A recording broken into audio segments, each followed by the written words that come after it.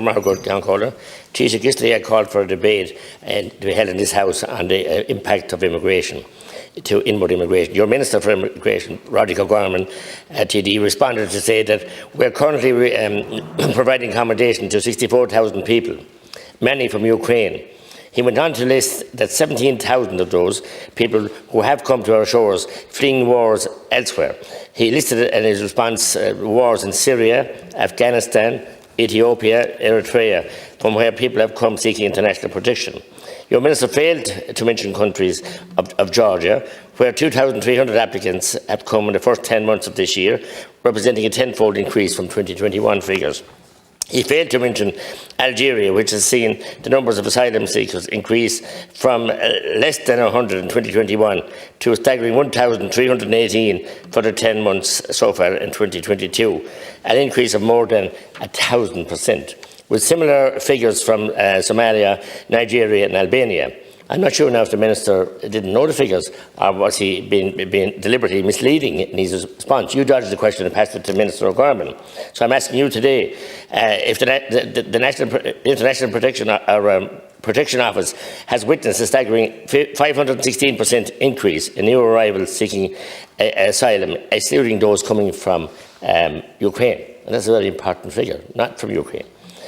No country can sustain such levels, particularly when we have in the midst of a housing crisis, unprecedented, health capacity, massive crisis just been talking about, and a savage cost of living crisis. Shockingly, 3,254 persons arrived in the state undocumented in the first 8 months of this year. This is a reply I got from the Minister for Justice, who admitted that these passengers had presented documentation at the point of departure, but were no longer in possession of such documentation when they reached Immigration Services Dublin Airport. That's a scandalous situation. They're the Department of Justice figures. Every sovereign nation has a right to protect its borders, and every state has not only a right but a duty and obligation to balance the needs of its citizens and its communities with the needs of those seeking international protection. A distinguished medical consultant in Tipperary, Dr. Mary Ryan, has expressed huge concerns about our immigration policy and the impact it's having on an already overstretched and disastrous health service. She has called for a pause, and she's a woman well recognised. So I'm once again asking you, Taoiseach, if we can have a debate on this important matter in this House, an urgent debate, or if we can have a special committee established urgently to examine the impact of the ongoing numbers of migrants into this country is having on our already overstretched and failing state services. As I said, it's vital that we have a debate on this. The public are asking and wanted, and it seems to be a kind of I know a mentioned policy here in force in this House and elsewhere. Thank you. Thank you. Taoiseach. Thank the Deputy for raising this important issue. The first point I would say is that we are in unprecedented times, and the world is not in a good place. We have a terrible, immoral and illegal war waged on the people of Ukraine by President Putin and by Russia, which is causing untold killing, untold damage to energy infrastructure, to it's weaponized food, has weaponized migration, and I think is causing huge uncertainty across the continent of Europe and across the world in terms of economic development. So the most fundamental outcome of the war is the fact that so many young people are losing their lives on the front. It's quite shocking in the modern era that we're witnessing a humanitarian disaster on a scale not seen since World War II on the continent of Europe. And since October last, the Russians are targeting critical energy infrastructure and water facilities. And millions of homes in Ukraine are experiencing power outages, and supply of electricity to Moldova is affected. That's the context in which we're having this discussion. It is terrible.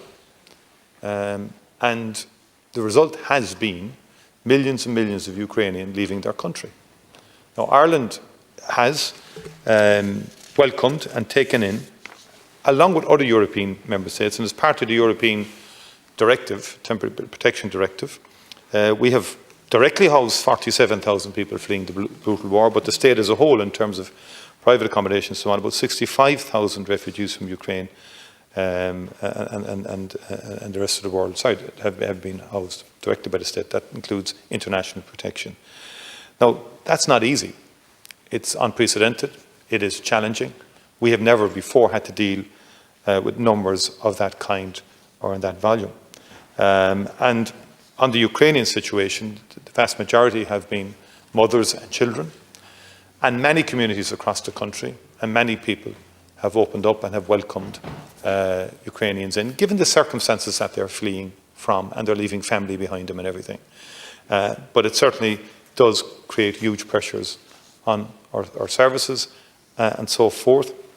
But in my view, in a wartime situation like this, I don't think there's a choice here. And I think we have to work with other European countries in respect of this. The most effective thing would be if Putin called off this war and stopped it.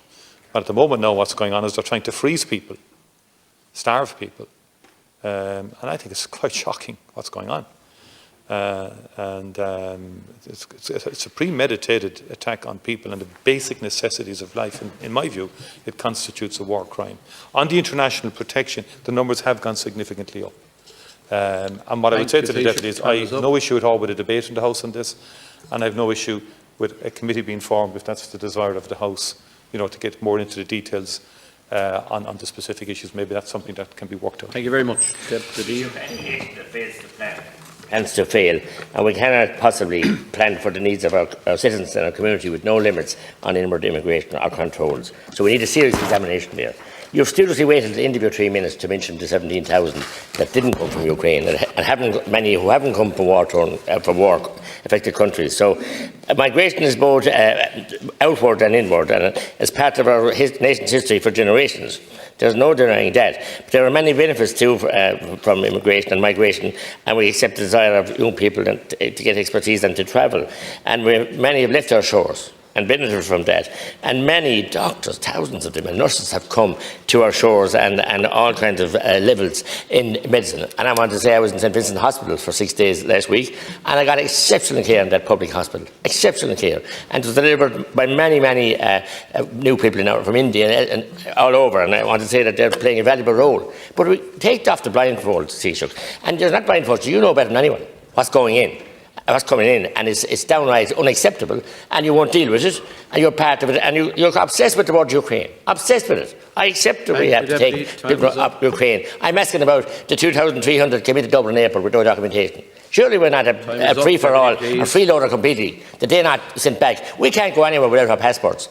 As simple as that, and that's the way it should be. And we have to have respect for our people and our communities, which you're denying, and it's causing strife and going to cause more strife and angst. And if we don't deal with it, up now, Deputy, please. Taoiseach, to conclude.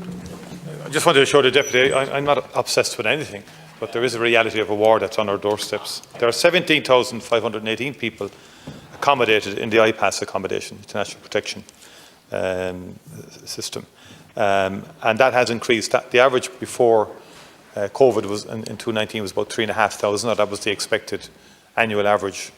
That was projected by earlier reports that it would be 3,500. So it has increased significantly, and every country has its systems. We work within the broad European. We're a country that believes in multilateral-based, rules-based system, and international protection. People, when they arrive under that system, they apply for asylum. That's then adjudicated upon.